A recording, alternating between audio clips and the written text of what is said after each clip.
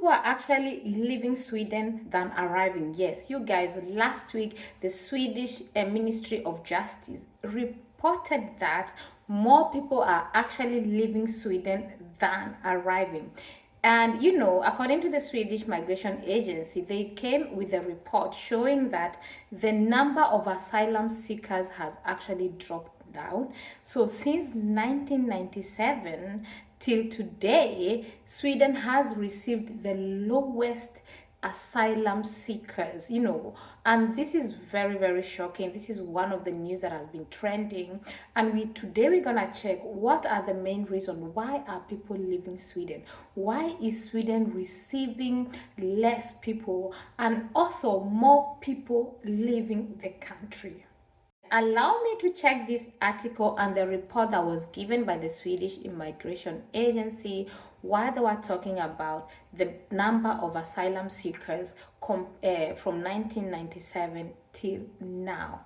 The number of people leaving Sweden is set to exceed the number of arrivals in 2024. For the first time for more than 50 years, the Swedish government announced last week. According to the Swedish Migration Agency forecast, Sweden is set to receive the lowest number of asylum seekers since 1997 for the first time in over 50 years. Sweden has net immigration, and this is, like I said, from the Ministry of Justice, which she posted on Twitter.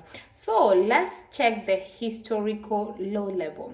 Migration Minister Maria Halmer Stengard told reporters that from January to May this year, around 5,700 more people left Sweden than immigrated to the country. The number of asylum applications is set at a historically low level. Asylum-related resident permits continue to decline, and for the first time in 50 years, Sweden has net immigration.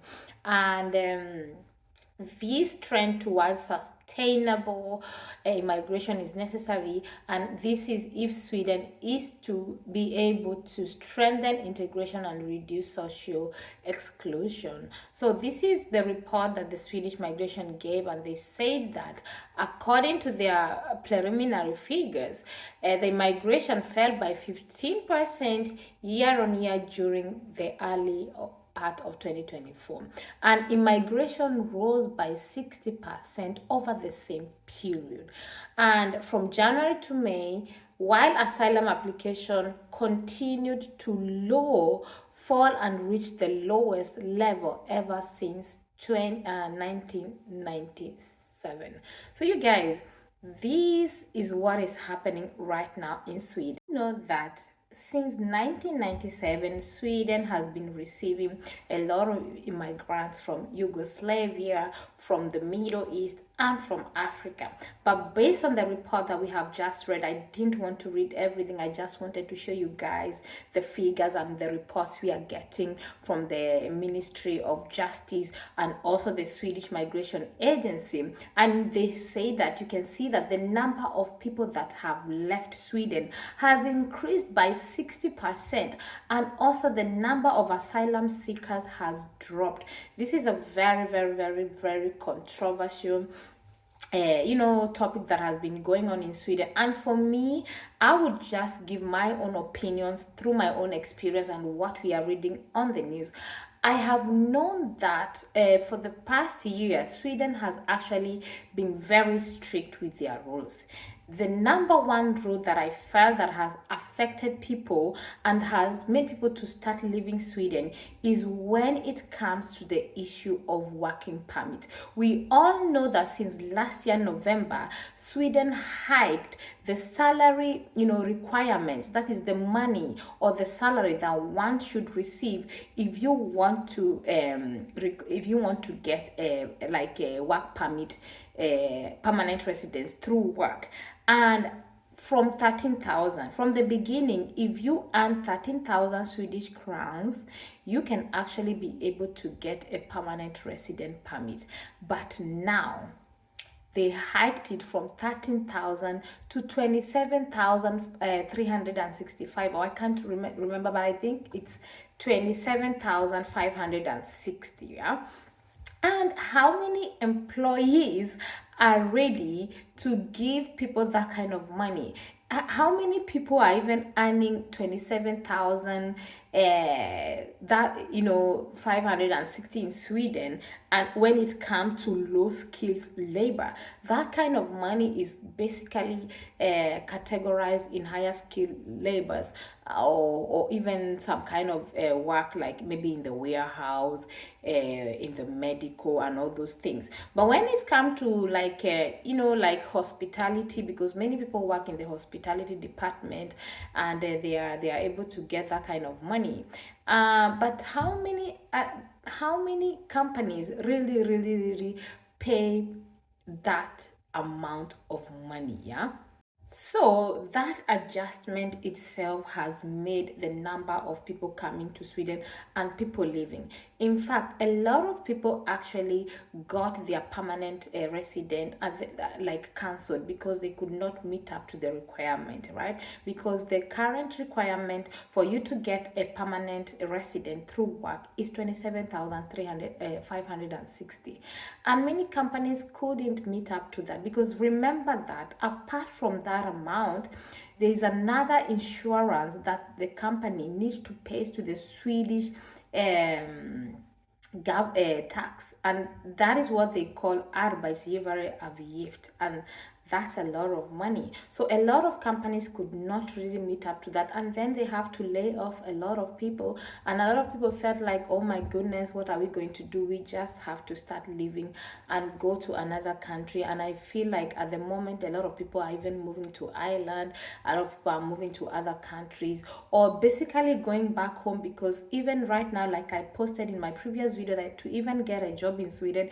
is been very tough, and you really have to put a lot of effort. You have to have a lot of qualification, you have to have a lot of connection. Like somebody commented on my video and said, of course you need Swedish, but you also need references, and references is in this is like mostly you have to have a connection. So I think that is one of the major things that has made people to start leaving Sweden, because most of them that came due to the the ease that with 13,000 you can actually apply as a single person to have a permanent resident.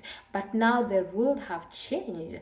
Another thing is that the newest rule, as an asylum seeker, the rules has also been kind of affected, and Sweden come with very strict rules.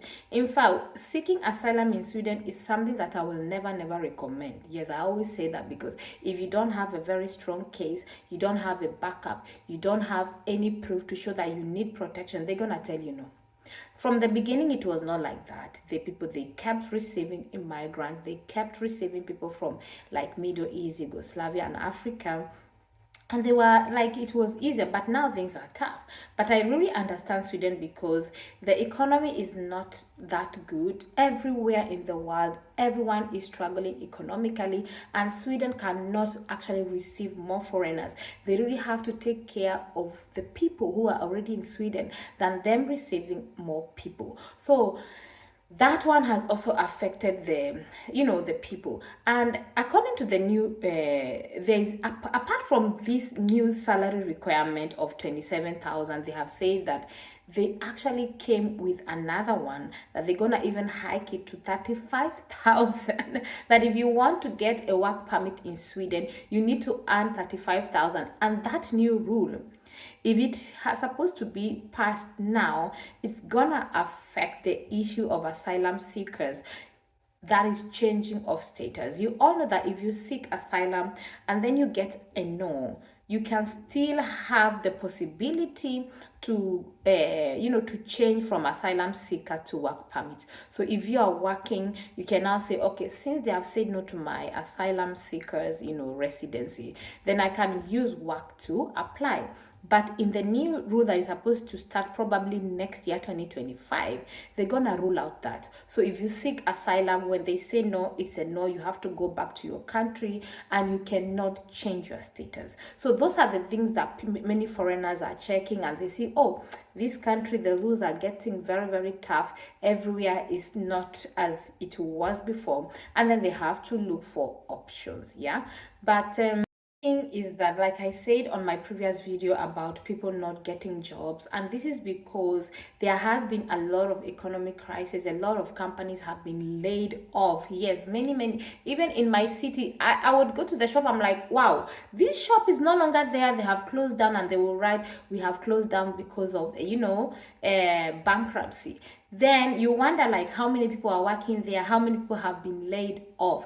Even me personally, I've actually been laid off. Yes, I've told you guys in my video, my company was going through some organization things, and they have to lay off some people and even divide the office into 4 pieces so that they can rent out part of the office to make some revenue. So things have been really hard, and then yeah, you have to start looking for new jobs and all so things.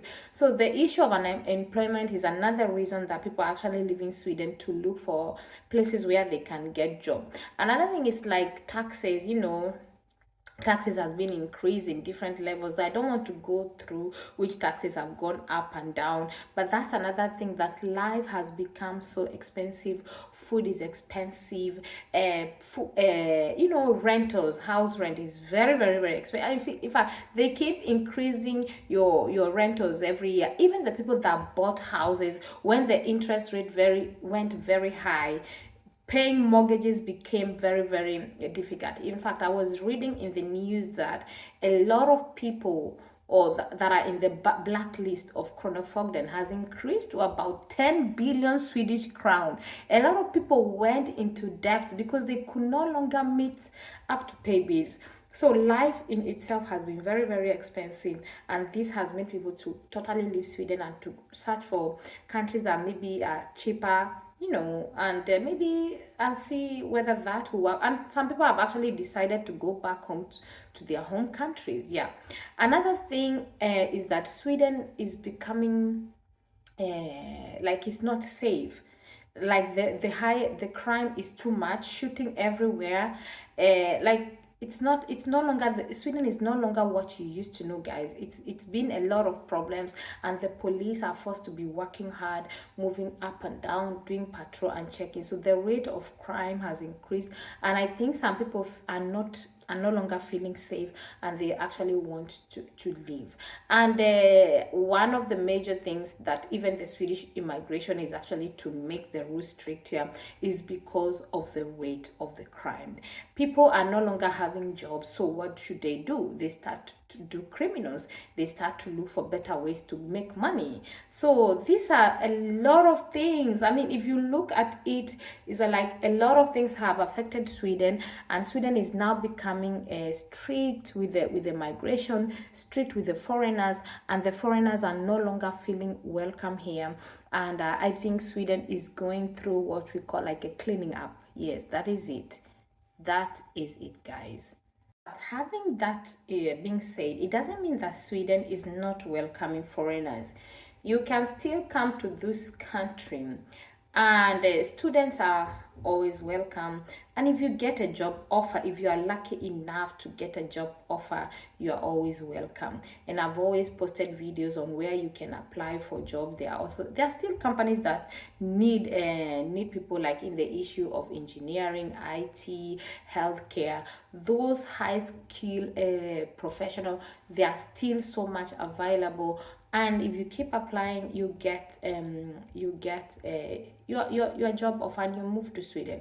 But Sweden, like I said, is not really encouraging low skilled people to come in again. There was a previous debate where the Sweden migration agency denied a lot of berry pickers from Thailand. They denied their visas, and this is because I think in the long run, very soon Sweden is gonna stop. I mean, that is what we had read before. They really want to stop all these seasonal workers because they feel that they are not being paid enough money, and also that is causing a lot of immigrants coming into Sweden with cheap labor, and it's no longer favoring the Swedish economy. So you guys, I don't want to make this video very long, but what I wanted to show you is that before you move into Sweden, study very well, do your own research, and look for the best visa option so that you will not come here and get stranded looking for a job. And like I said, life is very expensive. If you don't have any income coming in, it's very hard to survive in Sweden at the moment. So you guys, I hope this video helps somebody out there. And thank you so much for your support, and I see you in my next video. Bye for now.